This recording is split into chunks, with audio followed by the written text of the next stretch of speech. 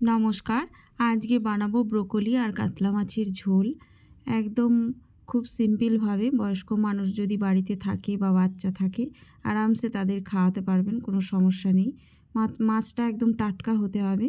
আমি মাছটাকে ধুয়ে নুন হলুদ মেখে রেখেছি প্রথমে, তারপরে ভেজে নেব। ব্রোকলি আর আলু আমি টুকরো টুকরো করে কেটে নিয়েছি। আর ওদিকে আমি গরম জল বসিয়ে দিয়েছি, ঝোলের জন্য একটু গরম জল লাগবে। মাছটা আমি পরপর সব ভেজে নিচ্ছি।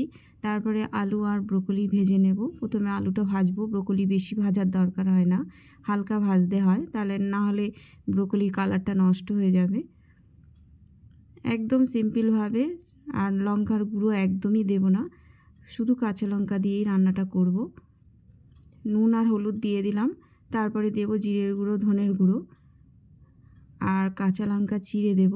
কাঁচা লঙ্কার বীজটা ফেলে চিড়ে দিয়ে দেবো এর মধ্যে। একটা টমেটো আমি দিয়ে দিলাম এর মধ্যে কালারের জন্য।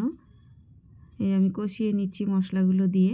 এবার আমি গরম জল দিয়ে দেবো, দিয়ে 5 মিনিট ঢাকা দিয়ে হতে দেব। খুব বেশি সময় লাগে না, ব্রোকলি খুব তাড়াতাড়ি নরম হয়ে যায়। আমি দিয়ে দিলাম কয়েকটা কাঁচা লঙ্কা চিড়ে, তারপর ঢাকা দিয়ে 5 থেকে 7 মিনিট রান্না করব। তারপরে আমি ঢাকা তুলে ভাজা মাছগুলো এর মধ্যে দিয়ে দেবো। তারপরে আরও একবার ঢেকে দেব।